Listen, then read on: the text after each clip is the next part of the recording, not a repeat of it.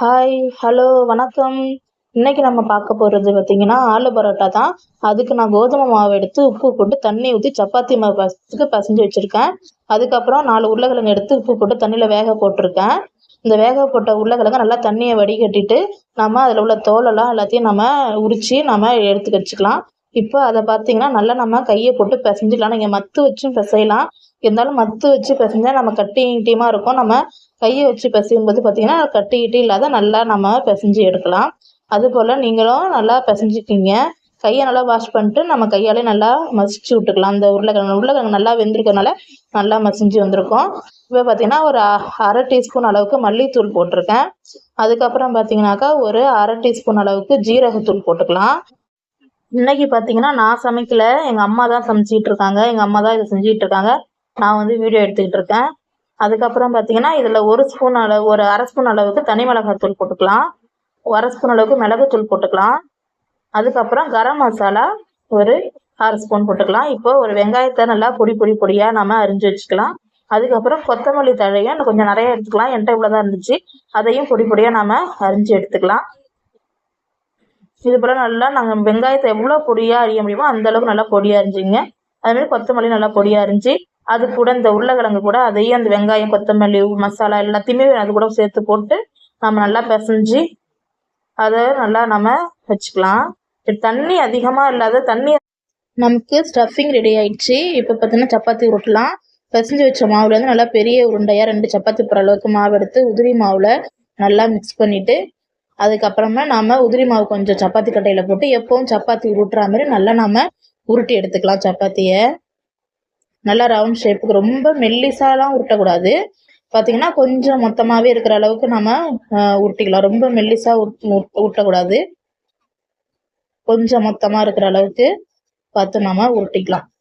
அது மாதிரி உருட்டிட்டு அந்த ஸ்டஃபிங் வச்சுருக்கோம் பார்த்தீங்களா, அதுலேருந்து 1 ஸ்பூன் 2 ஸ்பூன் அளவுக்கு நமக்கு வேணுங்கிற அளவுக்கு நம்ம எடுத்து இது போல் வச்சு நடு சென்டரில் வச்சு இது போல் வச்சுக்கிட்டு பார்த்தீங்கன்னா, அது எப்படி இந்த சப்பாத்தியை வந்து மடிக்கிறாங்க பாருங்கள், அது போல் நீங்களும் மடிச்சுக்கிங்க. நல்லா சென்டரில் வச்சுட்டு இது போல் நல்லா நம்ம மடிச்சுக்கலாம். இது போல் நல்லா அழகாக நம்ம மடிச்சுக்கிட்டு வேணுங்கிற அளவுக்கு மாவை அடிச்சுக்கிட்டு அந்த நுனியில் உள்ள மாவெல்லாம் நம்ம எடுத்துடலாம். அப்புறம் அதிகமாக இருக்கும், மாவு அதிகமாக இருக்கும், மசாலா இருக்காது.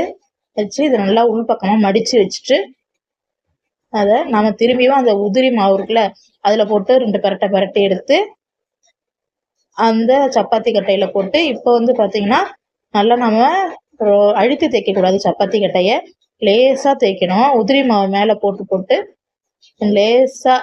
லேசாக இல்லைன்னா உள்ளார உள்ள உருளைக்கிழங்குலாம் பிதுங்கிக்கிட்டு வெளில வந்துடும் பார்த்துங்க. அதனால சொல்லிட்டு இது மாதிரி நம்ம லேசாக ஊட்டிக்கலாம். உங்களுக்கு வந்து மஞ்சத்தூள் போடுறதுக்கு விருப்பம் இருந்தால் நீங்கள் உருளைக்கிழங்குல மஞ்சத்தூள் போட்டுக்கோங்க. நான் மஞ்சத்தூள் போடலை, நீங்கள் போடுறதுனா நீங்கள் போட்டுக்கலாம். அது இது மாதிரி நல்லா நம்ம சாஃப்டாக உருட்டி 2 பக்கமும் பரட்டி நல்லா உருட்டிக்கலாம். இது போல் நல்லா நாம் பொறுமையாக ரொம்ப அழுத்தி தேய்க்காத பொறுமையாக தேய்ச்சி இது போல் நாம் உருட்டி எடுத்து அதுக்குள்ளே தோசைக்கல்ல அடுப்பில் வச்சு சூடு பண்ணிக்கலாம். சூடாகிட்டே இருக்கிறவங்க நம்ம அப்படியே போட்டு நம்ம எடுத்துடலாம். அது மாதிரி போட்டு நம்ம எடுத்தால் தான் சூடாக சாப்பிட்டா தான் நல்லாயிருக்கும்.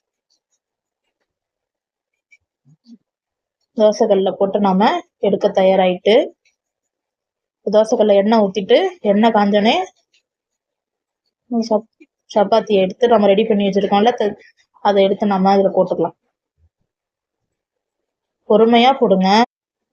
இந்த டைமில் உங்களுக்கு தேவைப்பட்டால் நீங்கள் மேலே கொஞ்சம் எண்ணெய் ஊற்றிக்கலாம். எண்ணெய் இல்லை நெய் உங்களுக்கு எது விருப்பமோ அது போல் நம்ம கொஞ்சம் லைட்டாக சப்பாத்தி மேலே போட்டுக்கலாம். போட்டுட்டு இப்போ பொறுமையாக கரண்டியை வச்சு திருப்பிக்கலாம்.